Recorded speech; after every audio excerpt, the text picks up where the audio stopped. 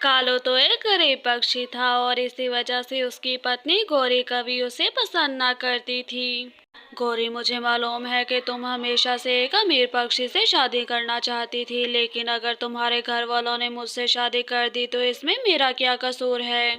हाँ कालो, ये तो मुझे मालूम है कि सारा का सारा कसूर तो मेरी अपनी फूटी किस्मत का ही है, जो मेरी शादी तुम जैसे एक गरीब पक्षी से हो गई।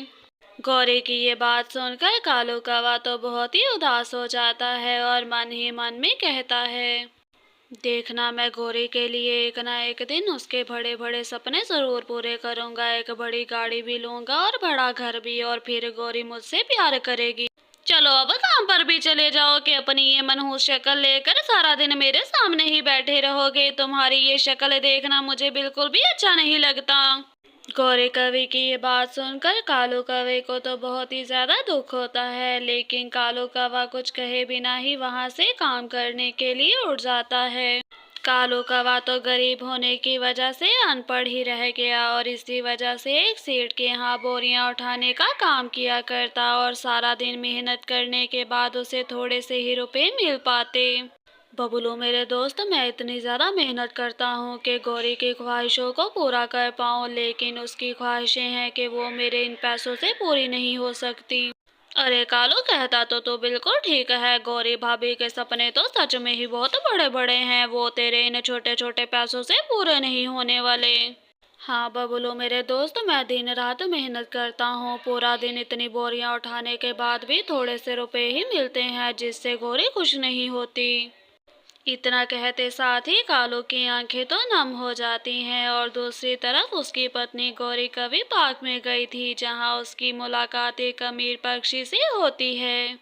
अरे वाह वाह, इतनी खूबसूरत कवि तो मैंने आज तक नहीं देखी। आपकी आंखें तो बहुत ही खूबसूरत हैं। अगर बुरा ना माने तो क्या आप मुझसे दोस्ती करेंगी? हाँ हाँ पक्षी जी, क्यों नहीं, मैं जरूर आपसे दोस्ती करूंगी। आप तो देखने में बहुत ही ज्यादा अमीर लग रहे हैं, इतना सोना भी तो पहना हुआ है। मानो चिड़िया भी उसी पार्क में आई हुई थी और वो गौरी कवि और उस अमीर पक्षी की सारी बातें सुन लेती है। मेरे कालो भैया तो दिन रात इस गौरी कवि की ख्वाहिशें पूरी करने के लिए मेहनत करते हैं, और इस बेशरम को देखो जरा। गौरी कवि तो उस अमीर पक्षी से सिर्फ और सिर्फ उसके रुपए देखकर दोस्ती कर लेती है, और शाम होते साथ ही जल्दी से अपने घर की तरफ भी उड़ जाती है कि कहीं कालू को उसके कारनामों का पता न चल जाए। ये क्या कालू, आज तुम समय से पहले ही घर आ गए क्या? तुम जो रोज 10-20 रुपए लेकर आते हो, आज तो लगता है वो भी नहीं लेकर आए होगे। नहीं नहीं गौरी, मैं पूरा काम कर कर ही आया हूँ, और देखना, ये जो तुम्हारी नाराजगी है, एक ना एक दिन मैं तुम्हारी ये सारी नाराजगियां ही दूर कर दूंगा। हाँ कालू, मगर उसके लिए तुम्हें दूसरा जन्म लेना पड़ेगा, फिर ही तो तुम्हारी ये गुर्बत दूर होगी। इस जन्म में तो तुम्हारी ये गरीबी दूर नहीं होने वाली। गौरी कवि की ये बात सुनकर कालू कौवे का मन तो टूट जाता है, और दूसरी तरफ मानो चिड़िया और बबलू भी कालू कौवे को सारी सच्चाई बताने के लिए उसके पास ही आ रहे थे। और कालू कौवा कहता है, मानो और बबलू, तुम आखिर मेरे रास्ते में यूं आकर क्यों खड़े हो गए हो? तुम लोगों को तो मालूम है कि सेठ जी मुझे काम पर देरी से जाने के लिए डांटेंगे।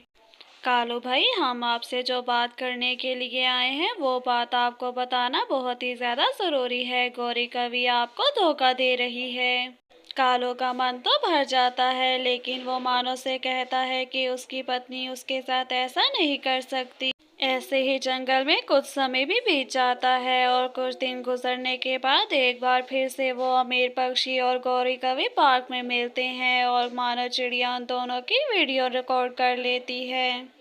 ये गौरी कवि तो बहुत ही ज्यादा नीच निकली। देखो तो सही, इस अमीर पक्षी के साथ कैसे गुलछरे उठा रही है, और मेरे कालू भैया कितने मासूम हैं। मानो चिड़िया तो वो वीडियो रिकॉर्ड करने के बाद जल्दी से कालू के पास जाती है। कालू भैया, उस दिन आपने मेरी बात पर ये कहकर विश्वास नहीं किया था कि मेरे पास कोई सबूत नहीं, लेकिन आज मैं सबूत के साथ आई हूँ। देखो मानो, मुझे मालूम है कि मेरी गौरी को हमेशा से एक अमीर पक्षी चाहिए था, लेकिन चाहे जो कुछ मर्जी हो जाए, वो मुझे कभी जिंदगी में धोखा नहीं दे सकती। मानो चिड़िया तो रिकॉर्ड की हुई रिकॉर्डिंग कालू कौवे को दिखा देती है। ये वीडियो दिखाने के लिए तुम्हारा बहुत बहुत धन्यवाद, लेकिन मानो मैं चाहता हूँ कि तुम ये वीडियो इस अमीर पक्षी की पत्नी को भी सेंड करो ताकि वो भी उसका सच जान पाए। कालू कौवा तो ये कहकर वहाँ से उड़ जाता है और उसके बाद मानो चिड़िया भी सोचती है कि उस अमीर पक्षी की पत्नी को भी अपने पति का सच मालूम होना चाहिए और वो बबलू को उसका नंबर ढूंढने के लिए कहती है। जंगल में कुछ दिन भी बीत जाते हैं और बबलू चिड़ा भी उस अमीर पक्षी की पत्नी का नंबर ढूंढ लेता है। देखो मानो, मैंने वो नंबर ढूंढ ही लिया जिसके बारे में तुमने मुझे कहा था, लेकिन मुझे समझ नहीं आ रही कि तुम इस नंबर का क्या करोगी। मानो चिड़िया तो जल्दी से उस अमीर पक्षी की पत्नी का नंबर सेव करती है और फिर गौरी कवि और अमीर पक्षी की वीडियो को उसके नंबर पर सेंड कर देती है। अमीर पक्षी की पत्नी वीडियो देखने के बाद कहती है, इस पीलू की इतनी हिम्मत हो गई कि मेरे होते हुए किसी और पक्षी के साथ ऐसे गुलछरे उड़ा रहा था। इसको आ लेने दो, इसको तो आज मैं बताती हूँ। इतना कहते साथ ही वो अमीर पक्षी भी जल्दी से अपने घर वापस लौट आता है और उसके घर आते साथ ही उसकी पत्नी तो डंडे के साथ उसकी खूब ज्यादा धुलाई करती है, जिसके बाद वो अमीर पक्षी कहता है, अरे अरे मेरी प्यारी पत्नी जी, ऐसा भी क्या हो गया जिसकी वजह से आपको इतना गुस्सा आ गया? पहले मुझे बता तो दें। बस करो अपने ये मगरमच्छ के आंसू बहाना। तुम्हारे सारे के सारे कारनामे उस कवि के साथ तो मैंने देख ही लिए हैं, कैसे तुम उसके साथ मजे कर रहे थे। अरे पत्नी जी, आपको तो मालूम ही है कि मैं तो कितना ज्यादा मासूम हूँ। उस गौरी ने ही मुझे अपने जाल में फंसा लिया था और तो कुछ नहीं। आज तो मैंने सिर्फ तुम्हें डंडे के साथ ही पीटा है। अगर अगली बार ऐसा कुछ किया तो तुम्हें इस दुनिया से ही रुखसत कर दूंगी। फिर जाना अपनी उस गौरी कवि के साथ। कालू कौवा तो अपनी पत्नी के धोखे की वजह से बिल्कुल ही टूट चुका था और वो कहता है, गौरी, अगर तुम्हें पैसों की इतनी ही जरूरत थी तो तुम मुझे बता देती। मैं चाहे कुछ भी कर कर तुम्हारी हर जरूरत पूरी करता, लेकिन तुम इतना गिर जाओगी मैंने सोचा ना था। कालू जी, आप मुझे माफ कर दें। मुझे अपनी गलती का एहसास अब हो गया है और मैं वादा करती हूँ कि आज के बाद कभी भी ऐसा काम फिर नहीं करूँगी। नहीं गौरी, तुम्हारी इस बेवफाई के बाद मैं तुम्हारे साथ बिल्कुल भी रह नहीं सकता। अच्छा तो यही होगा कि तुम अब मेरा घर छोड़कर किसी अमीर पक्षी के साथ चली जाओ। कालू कौवे की ये बात सुनकर गौरी कवि की आंखें भी भर जाती हैं, लेकिन अब उसकी इस पछतावे से कुछ नहीं होने वाला था। कालू जी, आप तो मुझसे इतना ज्यादा प्यार करते थे, इस प्यार के लिए ही मुझे एक आखिरी मौका दे दे। मैं फिर दोबारा आपको निराश नहीं करूंगी। कालू तो गौरी की किसी बात का जवाब दिए बिना ही वहां से उड़ जाता है और अपने घर जाकर गौरी कवि के धोखे के बारे में ही सोचने लगता है कि कैसे वो इतना ज्यादा नीचे गिर सकती है।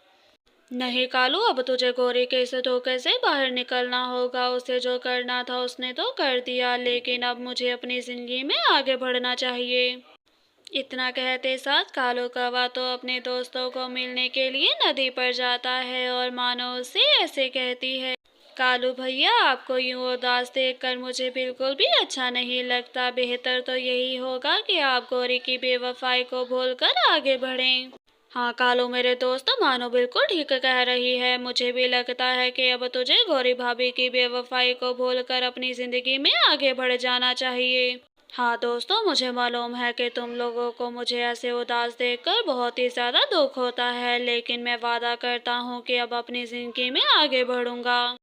कालू की ये बात सुनकर उसके दोनों दोस्त तो बहुत ही ज्यादा खुश हो जाते हैं और दूसरी तरफ गौरी कवि भी कालू कवि के बारे में ही सोच रही थी कि कालू उसका कितना ज्यादा ध्यान रखता था।